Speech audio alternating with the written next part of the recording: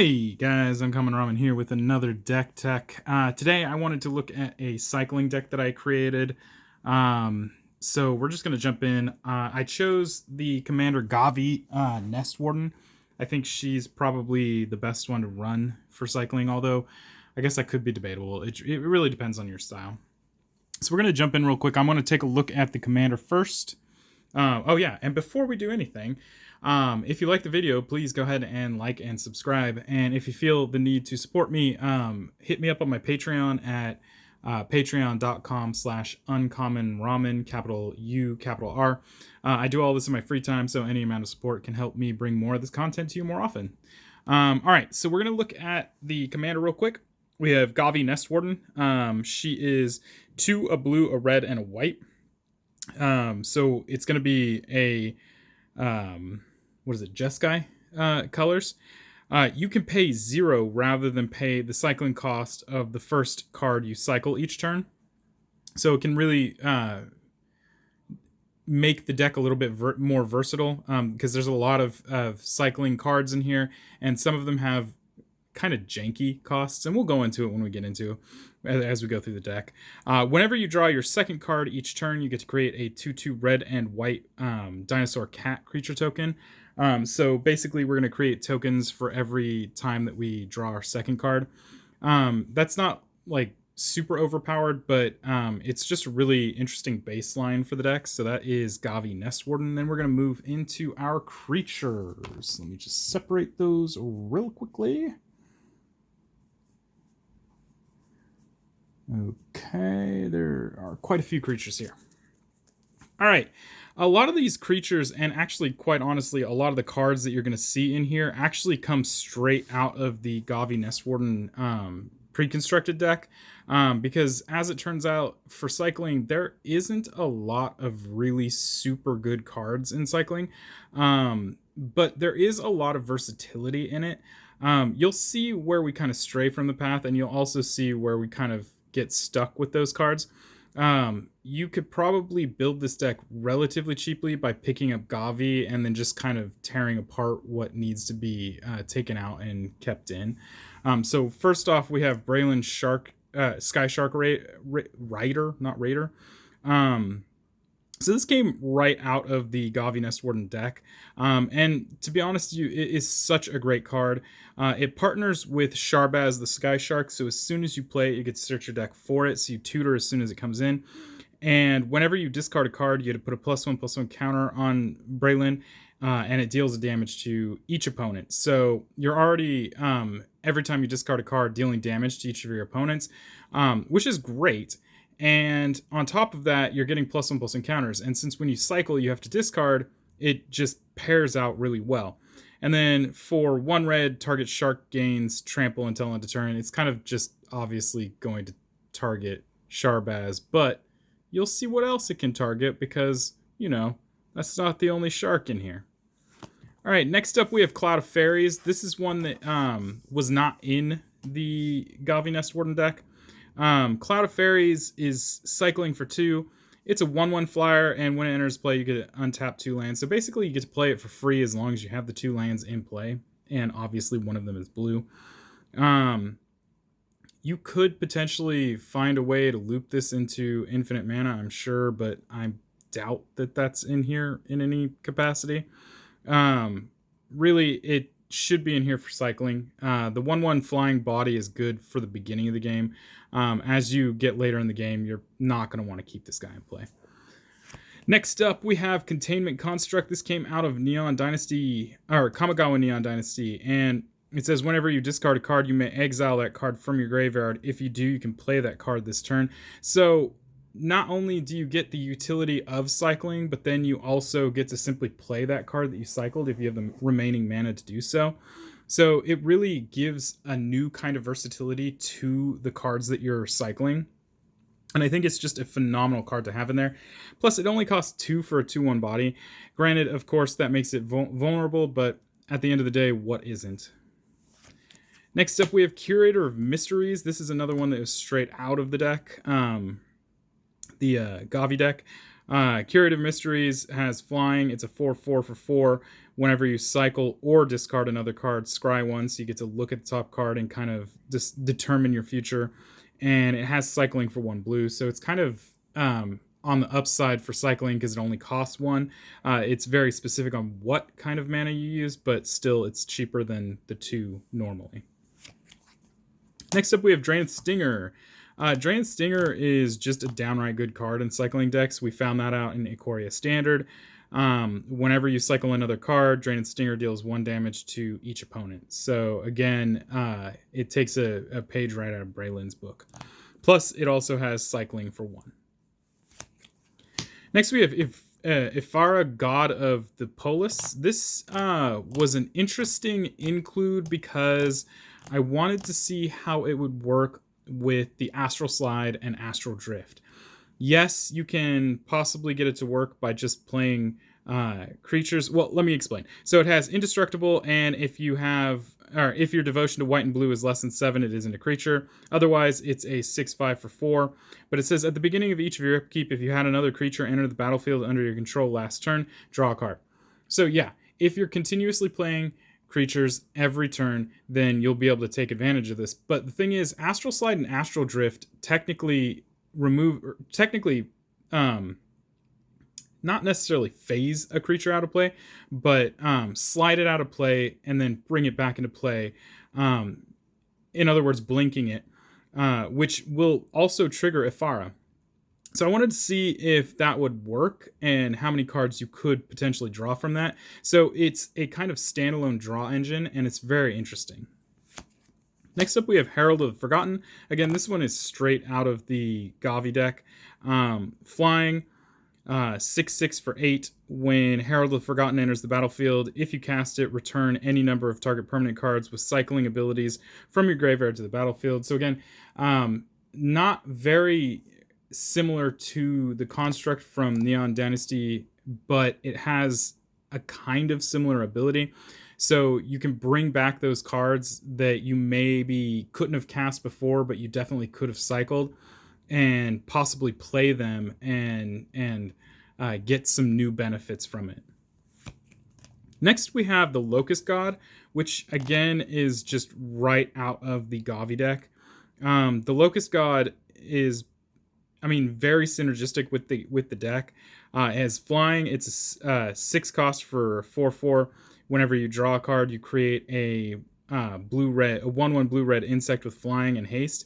So you're drawing every time you cycle. You're drawing at the beginning of every turn. So potentially what you could be doing here is creating a ton of flying tokens and just kind of swinging wide. So this is one of the win conditions, is just creating a huge amount of tokens. And just kind of going in for the kill. For 2, a blue and a red, you can draw a card and discard a card. So not only are you drawing a card and satisfying Locust God's ability, but you're also discarding a card. So if Braylon is in play or anything else that sees discard as a trigger is in play, that affects. And then, of course, this thing, when it dies, returns to your owner's to the owner's hand at the beginning of the next end step. So it is very difficult to get rid of. Next, we have Min Wily Illusionist. Whenever you draw your second card each turn, create a 1/1 blue illusion creature token. That's with this creature gets +1/+0 for each other illusion you control.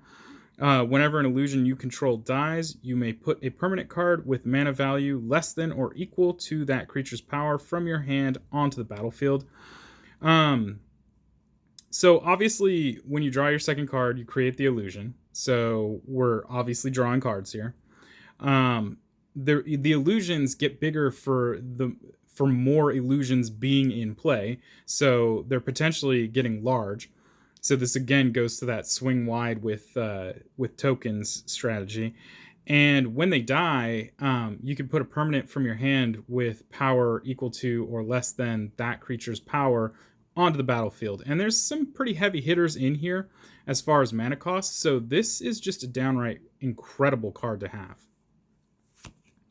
Next, we have Nimble Obstructionist. This guy is 2 and a blue for a 3/1 with flash and flying.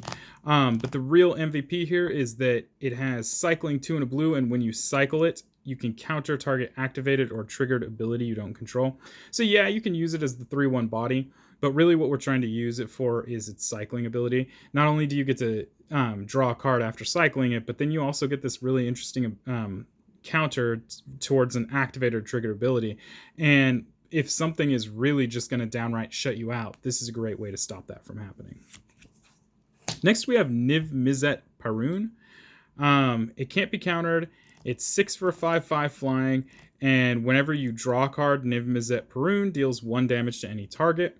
And whenever a player casts an instant or sorcery spell, you draw a card. So we have a draw engine. We have a way to deal damage as you draw cards. So as you're cycling and drawing cards, you're just pinging your opponents. It's just a really great card. It can't be countered when you play it. Can be, hit after it's been played, but it is what it is. And it's a 5/5 flying body. It's just a really fantastic card in this deck. Next, we have Psychosis Crawler. Psychosis Crawler's power and toughness are each equal to the number of cards in your hand. And whenever you draw a card, each opponent loses 1 life. So again, every time we cycle a card, we're making each opponent lose a life. This isn't so much in here for the power and toughness part. It really kind of depends. There is a lot of discarding as you draw. So your hand size doesn't change dramatically throughout the course of the game. But the ability to ping each opponent for 1 life every time you draw a card is super valuable in this deck. It's what's going to really bring their life totals down to a manageable point. Next, we have Riel, the Everwise. Riel the Everwise gets +1/+0 for each instant or sorcery card in your graveyard. And whenever you discard 1 or more cards for the first time each turn, you draw that many cards. So while that can be really impactful in a lot of their decks, even in here, there's still some impact. Whenever you discard your card that you're cycling, you're going to draw a card from the cycling ability, and you're also going to, the first time, draw 1 card from Riel the Everwise. So it's 2 cards for the first card you cycle. It's pretty good stonks in my opinion. And then also, Riel Everwise gets +1/+0 for each instant or sorcery in your graveyard. There's going to be quite a bit of those. A large portion of cards with cycling are instant and sorcery, so it can get pretty big pretty quick. Next up, we have Rooting Moloch. When Rooting Moloch enters the battlefield, exile target card with the cycling ability from your graveyard until end of next turn. You may play that card. So this goes along with the Herald. It goes along with the construct from Neon Dynasty. We're trying to get as much utility out of cycling these cards as we possibly can, because obviously when you cycle it, it's gone. So this allows us to cast it after having cycled it. Plus, the Moloch itself has cycling. It is a 4/4 body for 5. Then we have Sharbaz the Sky Shark. Obviously, Sharbaz the Sky Shark partners with Brelin. So again, if this gets put in play, it just simply tutors for Brelin. It is also a card that was just directly in Gavi. So, it's just simply there. It's a 3/3 body for 5 with flying, and whenever you draw a card, you get to put a +1/+1 counter on it, and you gain a life. So now, whenever you cycle, you're putting a +1/+1 counter on it, you're gaining a life, and if you have Brelin in play, you're also pinging each of your opponents for 1, and putting a +1/+1 counter on Brelin. And then, of course, for blue-white hybrid, you can give a human you control flying, which is most likely going to target Brelin. Then we have the Spellpire Phoenix, again, right out of the Gavi deck. It's 3 and 2 red for a 4/2 flying body. When it enters the battlefield, you can return target instant or sorcery card with a cycling ability from your graveyard to your hand. And then at the beginning of each end step, if you cycle 2 or more cards, this turn you can return Spellpire Phoenix from the graveyard to your hand. So it has a Phoenix ability that's specifically based around cycling. And then it also, when it enters the battlefield, allows you to bring one of those cards that you cycled, specifically an instant or sorcery, back to your hand so you can reuse it either for the cycling ability or to use it for its actual ability. It's just a very versatile card. Next we have Sun Titan. Sun Titan is 6 for a 6/6 body, vigilance. When it enters the battlefield or attacks, you can return target permanent card with mana value 3 or less from your graveyard to the battlefield.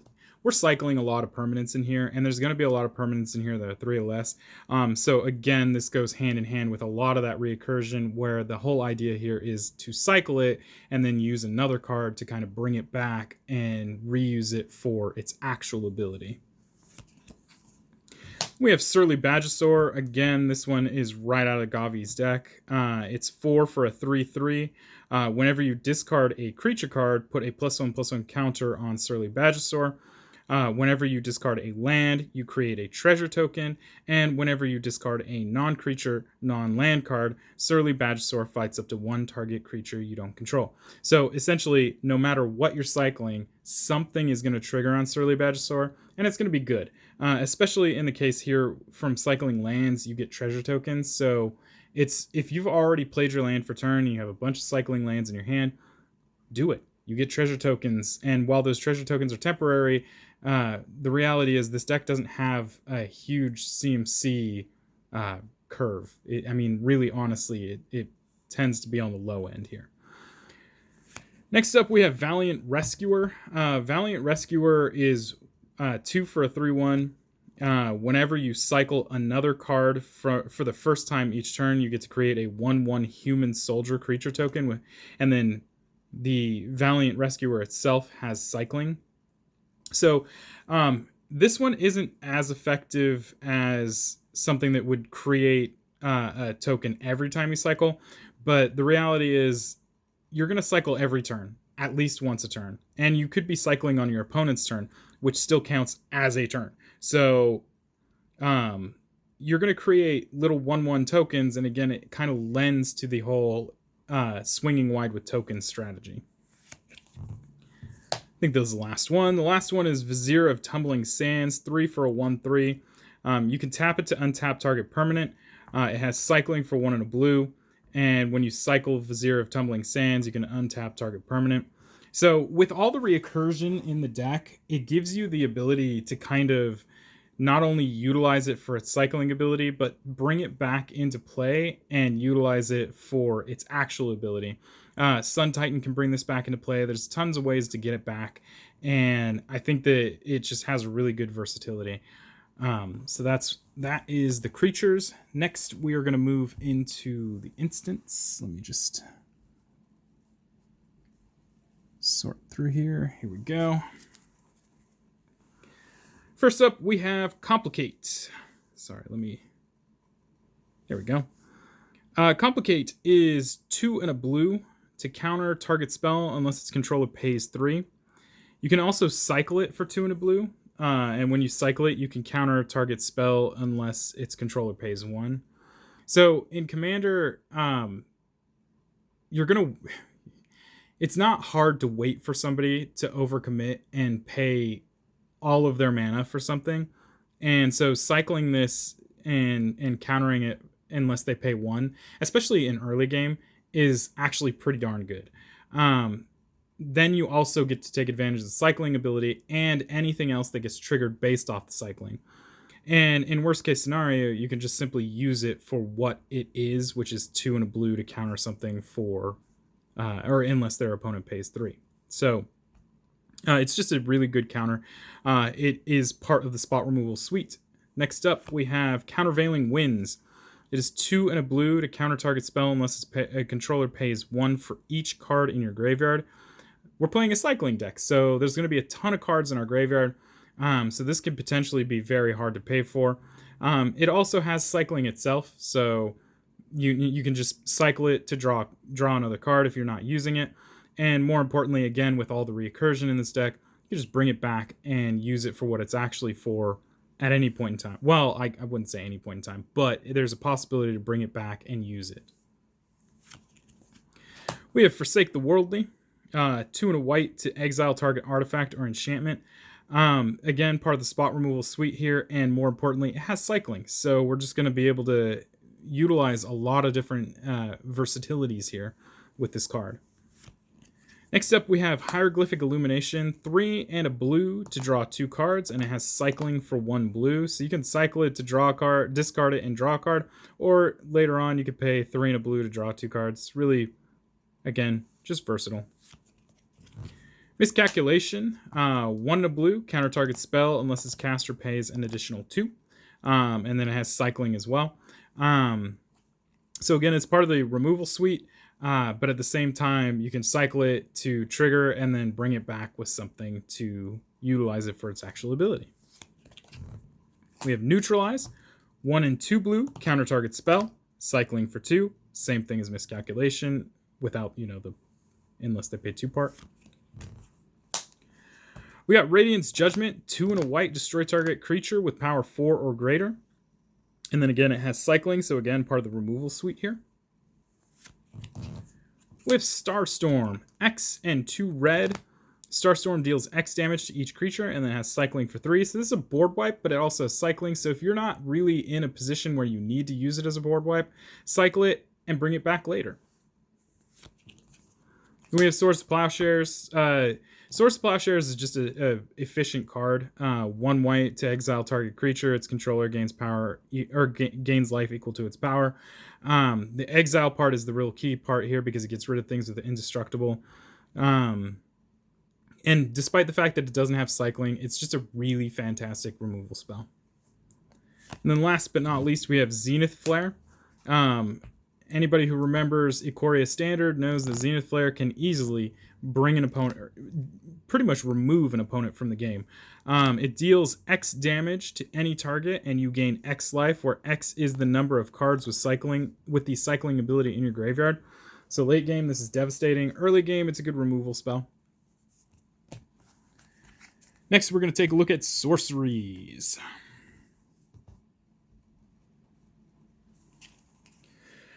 First up, we have Akroma's Wrath, 4 and 2 white to destroy all artifacts, creatures, and enchantments. It's got cycling 3, so really it's the board wipe here. So we have our second board wipe.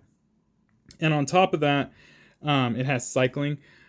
So you can cycle it in the early game and try and bring it back in the later game. We have Approach of the Second Sun. Approach of the Second Sun is a win condition in this deck. It's 7 when you play it. If it was the first time you cast it, you just gain 7 life and put it 7 cards. You put it as the 7th card from the top of your deck. And then the second time you play it, you win the game. So essentially what you do is you cast it, gain the 7 life, put it as the 7th card in your deck, and then use all your cycling cards to draw your cards until you can draw it back up. And really, it takes what would be a 7-turn timer into, very, very much a shorter timer. And it really kind of forces your opponents to think about what they need to do to get you out of the game. So this is one of the win conditions in the deck. Next, we have Boon of the Wishgiver. For 6, you can draw 4 cards, or you can cycle it for 1. Again, it's one of those, cycle it early, and then bring it back to cast it for its ability. Then we have Change of Fortune. Discard your hand, then draw a card for each card you've discarded this way. It's 4 to basically cycle your entire hand, which means you're getting all the cycling. You're not necessarily the cycling triggers, but you're getting all the draw card triggers. You're getting all the discard triggers. This would be really great if you had Real in play, because now you're drawing 1 card you're basically drawing double the amount of cards you had in your hand. And again, with this deck having mostly cycling cards, there's a lot of cards in here that help you bring cards with cycling back from your graveyard, either into play or back into your hand. So it's just a really great way to get those triggers and still take advantage of the versatility of these cycling cards. Next, we have Decree of Justice, double X, 2 and 2 white. You get to put X 4/4 white angel creature tokens with flying onto the battlefield. So this could be a win condition if it gets really late game. Or you could just cycle it for 2 and a white, and when you cycle it, you can pay X, and if you do, you put X 1/1 white soldier creature tokens onto the battlefield. So it again lends to the putting a whole bunch of tokens on the table and swinging wide strategy.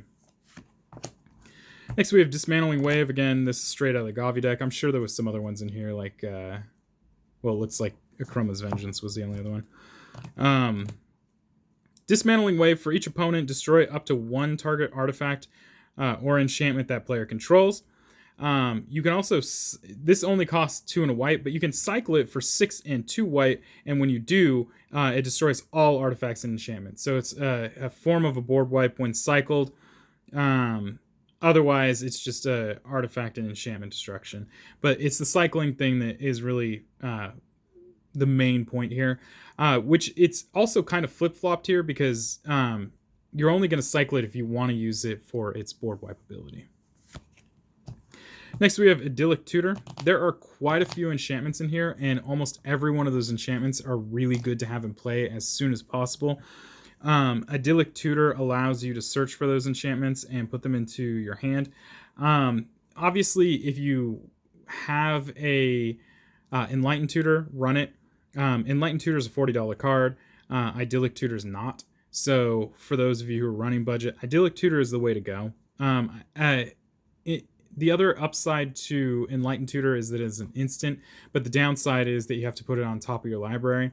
So whereas this puts it directly into your hand, you would potentially just want to play the Enlightened Tutor at the end of somebody's turn in order to make sure that the card you put on top is the card you draw.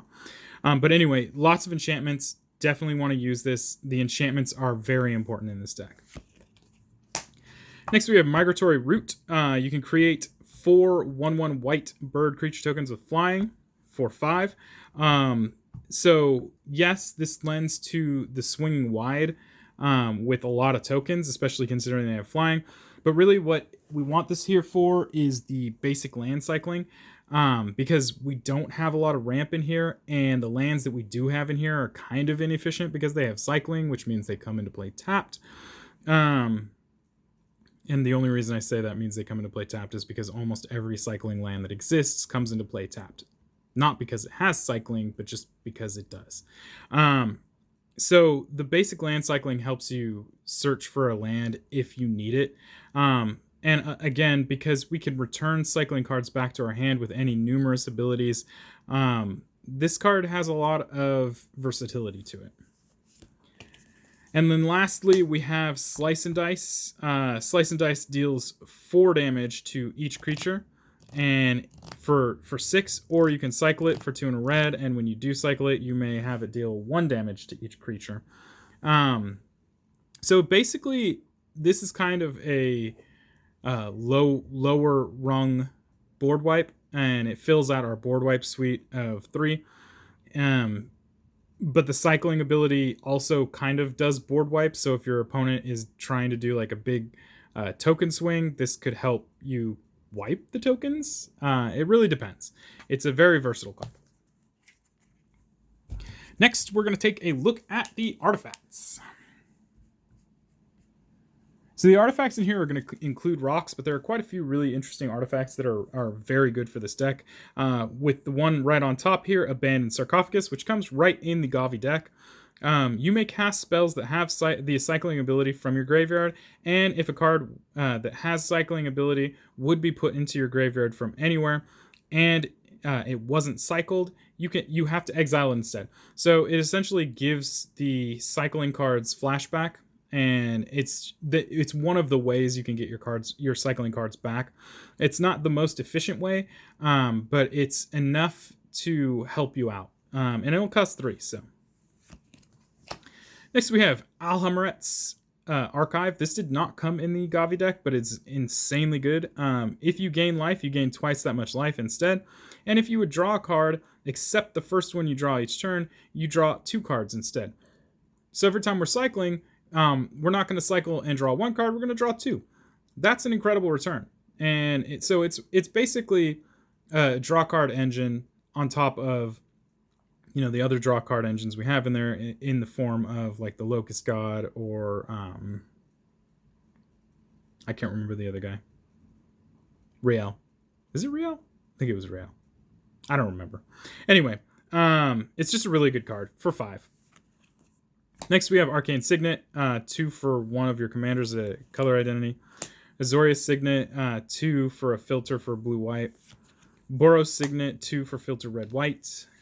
Commander Sphere, 3 to add one of your commander's color identity. And you can also sacrifice to draw a card.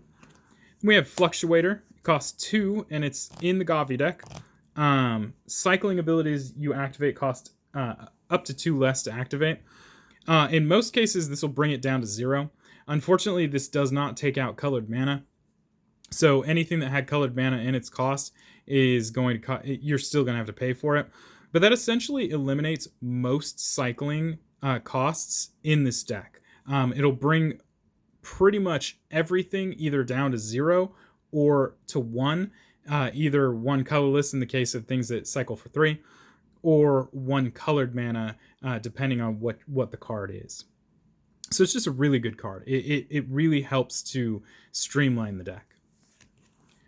Is it Signet, 2 for a filter for red-blue. We have Raugrun Crystal. Raugrun Crystal is 3 to add one of the Jeskai colors, or you can cycle it. Soul Ring, 1 for 2. Talisman of Creativity, I believe, is the last card here. 2 for 1, or you can tap it for red or blue, but you take a damage if you do so. Next, we're going to take a look at the enchantments. And there are quite a few enchantments. Like I said, there's a lot of really important enchantments in here, starting with the Astral Drift, which I believe the Astral Drift itself comes in the Gavi deck. Obviously, this particular one did not. Astral Drift says whenever you cycle it or another card while it is on the battlefield, you may exile a creature, and if you do, return that creature to the battlefield under its owner's control at the beginning of your next end step. So this is versatile in a lot of ways. You can blink your own creatures for ETB effects. You can blink your own creatures to help with the Ephara of the Polis. You can blink your own creatures to protect them from removal spells or board wipes. You can blink, this is saying exile target, yeah, so creatures. You can blink your opponent's creatures if they're attacking you and they're very large and you don't have a way to deal with them. Yeah, it just has a lot of really highly versatile utility in this deck. Also, you could cycle it for 2 and a white if you need to. And again, with the recursion, it's not necessarily the end of the world to cycle it. Next, we have Astral Slide. Astral Slide is similar. There's some minor differences here. First off, it doesn't cycle itself. It's 2 and a white. Whenever a player cycles a card, you may remove target creature from the game. If you do, return that creature to play under its owner's control at the end of at the end of turn. So very similar. One of the main differences being that it doesn't cycle itself and it doesn't count itself. But yeah, cycle a card to blink one of your creatures for any numerous reasons or one of your opponent's creatures. Next, we have Cast Out. 3 and a white with Flash. When Cast Out enters the battlefield, exile target non-land permanent opponent controls until Cast Out leaves the battlefield. And you can cycle it for 1 white.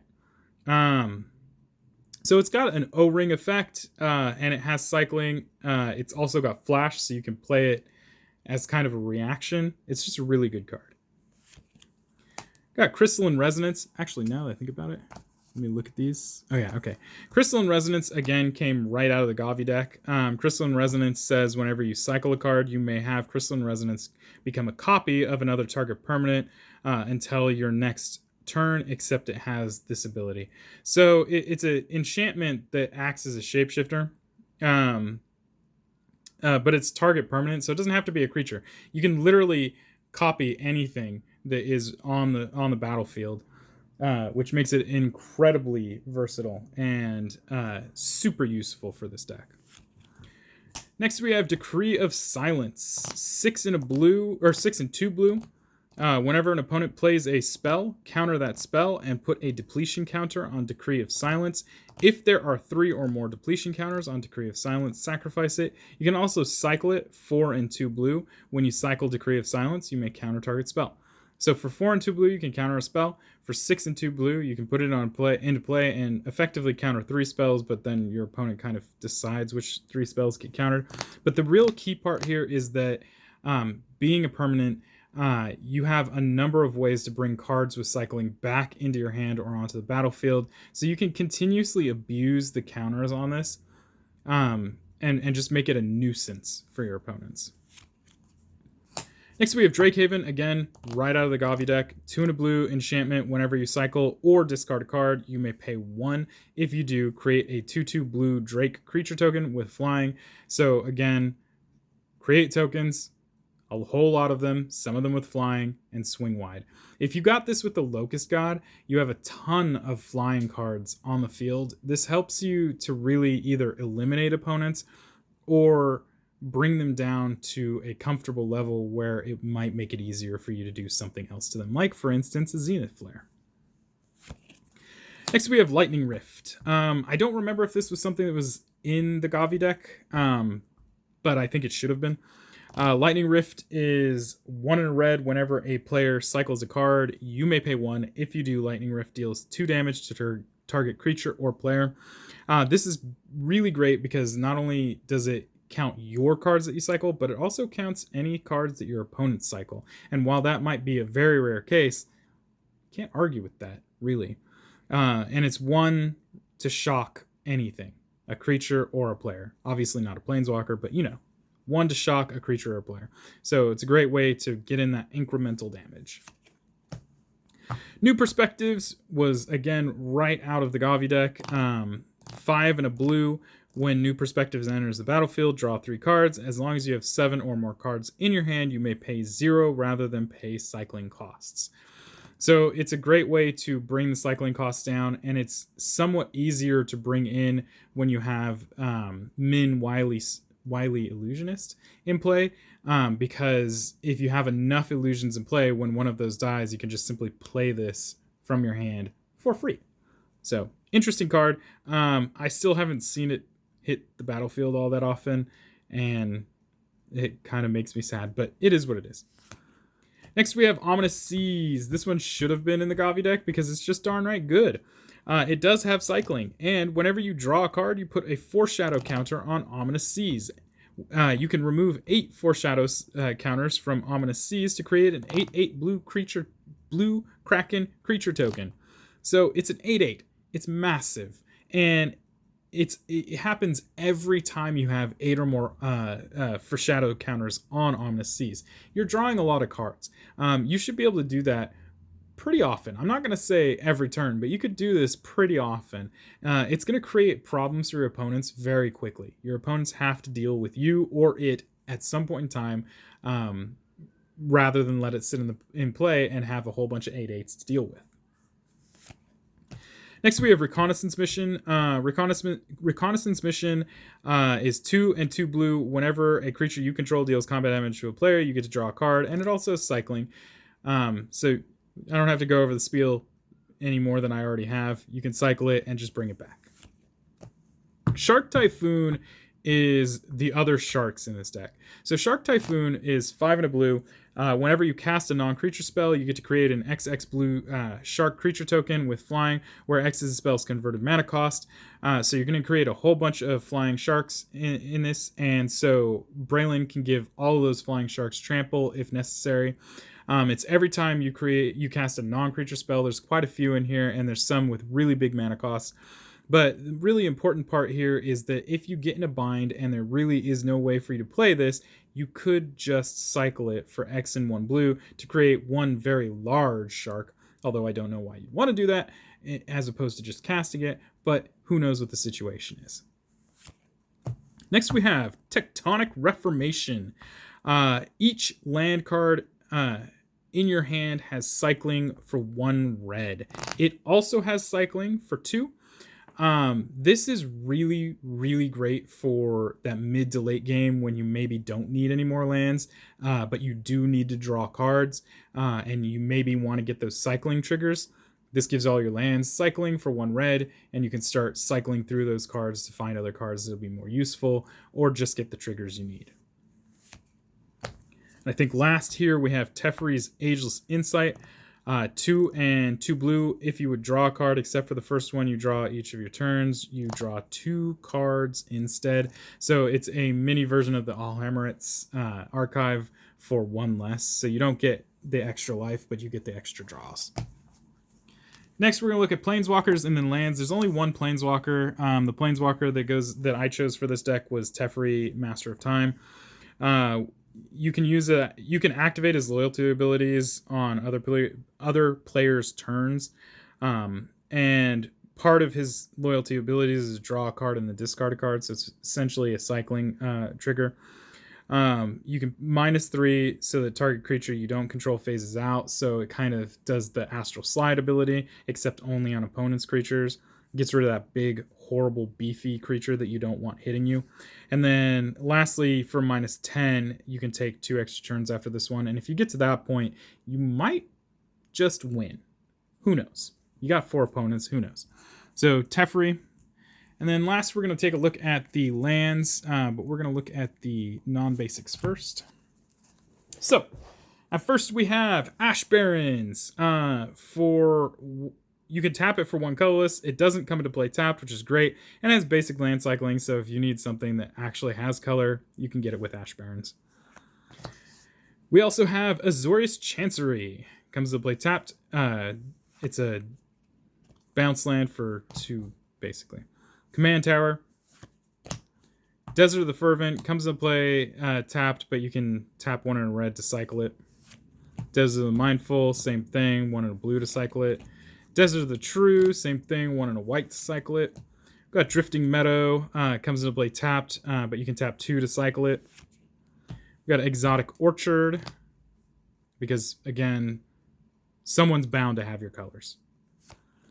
Forgotten Cave, same thing as the Drifting Meadows, except you can tap a red to cycle it. Oh, wait, no, this is different. Forgotten Caves comes into play tapped, you can tap a red to cycle it. Hallowed Fountain is the blue-white shockland. Irrigated Farmland is the bicycle land.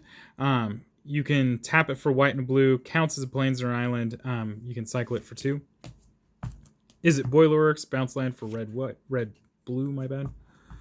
Lonely Sandbars, same thing as Forgotten Cave, except you can tap blue to cycle it. Myriad Landscape to get those 2 basic lands that you may need. Mystic Monastery, Jeskai Trip land for, I don't know. It's just the Jeskai Trip land. Prairie Stream counts as an island or a plains, and enters battlefield tapped unless you control 2 or more basic lands. Ragran Triome is the Jeskai that counts as the island, mountain, or plains, and it also can be cycled for 3. Reliquary Tower, just in case your hand is too big. Remote Isle is the same thing as the Drifting Meadows, except that you can tap 2 to cycle it. Secluded Steppe, Forgotten Cave, basically, except for white. Shivan Reef, Painland for red and blue. Skycloud Expanse, Filter land for white and blue. Smoldering Crater, you can tap 2 to cycle it. Spectator Seeding, group land for red and white. And last but not least, Steam Vents, Shocklands for blue and red. And then finally we have our basic lands. We're going to have, let's see, 5 islands, 2 mountains, and 3 plains in our deck. And that is the Gavi Nest Warden cycling deck in Jeskai colors. There are quite a few other cycling cards in the black and green colors. I'm sure you could find some 5-colored commander to use that could do a 5-color cycling deck. I just wanted to stick within the Jeskai colors. I really like the idea of using the Astral Side, Astral Drift. And it just looks like a really interesting deck. And while, yes, a lot of these cards did come out of the precon that she's from, there's quite a few cards in here that aren't from that. So it makes for an interesting deck. And yeah, that's it, basically. Yeah, if you have any questions or comments, please leave those down below. Let's keep them positive. I will remove any negative comments. And that's it, guys. Until next time. Peace.